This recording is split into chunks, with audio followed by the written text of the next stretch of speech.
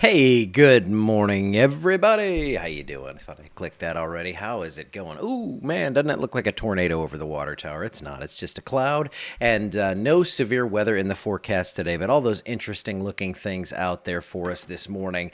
And we're going to get into talking about that big tropical forecast that came out about a week and a half ago from the University of Colorado State. I like to delay things so I can kind of look into them a little bit more and all that good stuff. But my goodness, does it look like an active one for us across pretty much the entire tropical forecast area of the United States into the out into the Atlantic Basin and all that. All the things are kind of lining up for a rough season, but we will talk about that in just a minute. For today, it is humid, it's cloudy, and I think what we're going to see here is some breaks in those clouds, and we're going to warm up into the 80s. 68 degrees right now, dew point 66, nice and steamy. Radar is pretty quiet, very quiet locally, and not much going on here nearby. So I had talked last night, or like yesterday evening, a little bit about what was coming here in the near future, and on Tuesday there was that marginal risk for severe weather that I was kind of iffy on. That's lifted north, so that is good, and that's what I kind of thought was going to happen. Upper 60s to low 70s across the area for today. Oh yeah, and by the way, I was out of town, of course. We were at family weekend with my daughter and her boyfriend and all that stuff. Got to go out there and have some fun at College Station, Texas A&M.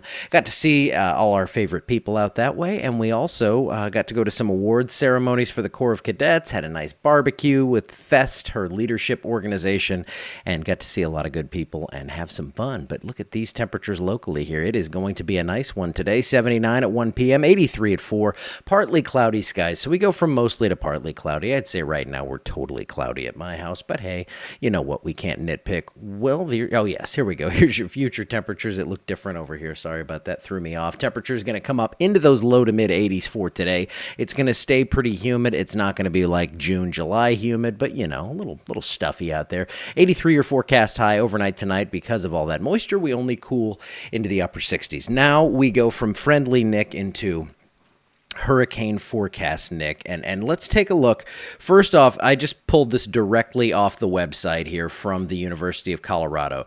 Now, this is pretty incredible when we're going to take a little time on this, but you look at the forecast number of named storms first off, 23, and that's impressive in and of itself. Your average from 1991 to 2020 was 14.4. So, 14, 15 storms, kind of your typical year. That takes into account your very active years, your not so active years. So 23, it's not a record-breaking thing if we see 23 named storms, but this is the highest they've ever forecast on hurricanes. The former highest was 9, which they did multiple times, so we went right past 10, and they're forecasting 11 hurricanes, 45 hurricane days, and 5 major hurricanes, which is also above normal. These are all above normal. Even the accumulated cyclone energy, or ACE, typically 123. That just kind of says how serious, how significant are these storms, how strong are they. The stronger, the more ACE they release, and that is, just looking at numbers here. Average is 123. We're at 210, and the average west of 60 degrees longitude, where you're going to get into more areas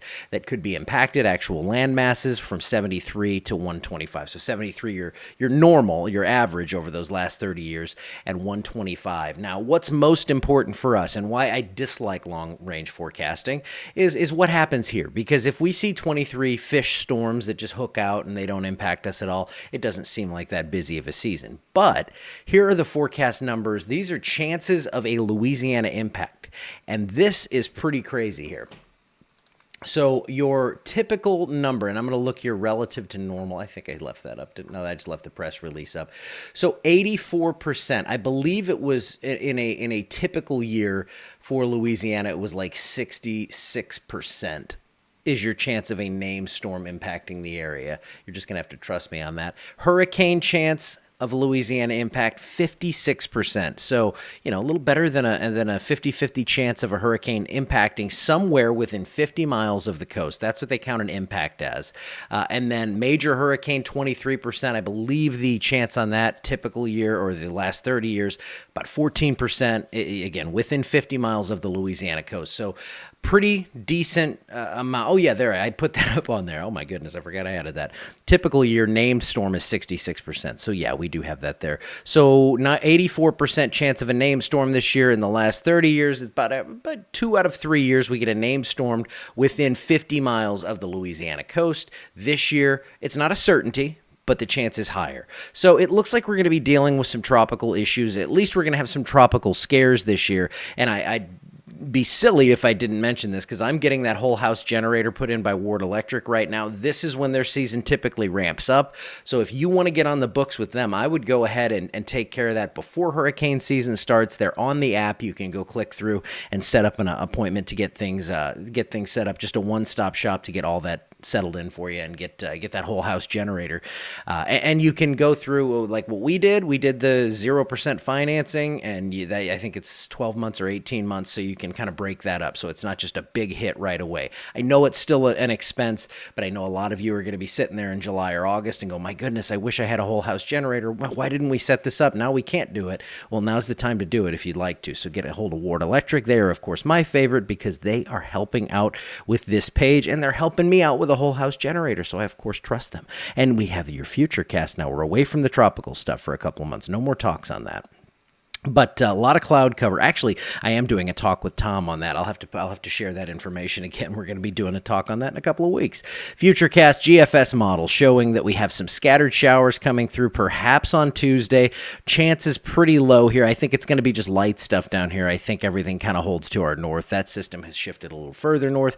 That takes the severe threat out of our area. It's still going to be really active to the north, but we don't live there, so we won't talk about it. Thunderstorms are again possible on Thursday. Just some scattered stuff here. I think what we're going to see here is probably 30 to 40% coverage, not a big deal, but by the weekend, here comes the rain, and here comes some cold air, chilly air. We won't go cold, but I'll show you what we have coming in. A lot of rainfall possible through the weekend. Could be a wet ride to church on Sunday morning, and then we clear out for Monday, as usual. There's your latest severe weather outlook. That does include areas down to around I-20, but again, most of this threat, it's like Little Rock, St. Louis, Chicago, Kansas City, Columbia, Missouri. Those areas could get in on this, but for us, on that Tuesday threat, it's out of here. In fact, I don't see a real threat for severe weather in the next week or so. Nothing significant right now, but it does look like some decent rain is going to come in this weekend. I think once we get into tonight and we capture this whole event, these totals will be higher. Right now, I'm looking at about 1 to 2 inches of rain for the weekend and not much before that, but we do have chances for rain in our forecast.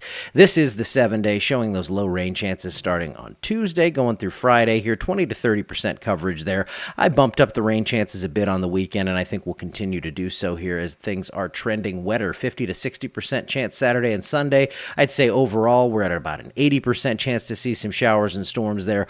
Temperatures, like I said, they get chilly, not cold. Mid-60s for highs on Sunday and overnight lows in the 50s. We may Sunday night dip down into the 40s, but no danger for any frost or freeze. I think we can close the book on that. Your record latest freeze ever here is April 13th, and I actually, a few weeks ago, I looked, and we actually have a later last freeze than Shreveport and Monroe. How about that? So I don't think we're going to see any more of that stuff, especially as we head past this forecast period, and we have above normal temperatures, going to be a little warm out there, and there is that potential for some rain here as we're near to above normal over that week to end April, and then we get into May, and then it starts to get really hot, right? Yeah, I think so. Okay, we're out of here. I'm done for the day. I will be back tomorrow morning. I doubt I'll be posting anything today. Nothing real crazy is going on. Maybe I'll do something on the hurricane stuff, but I forgot. I said I wasn't going to mention that anymore. All right, I'm going to get out of here. I will see you back here tomorrow for sure. Have a wonderful Monday, and have a great rest of the week. How about that? I'll see you.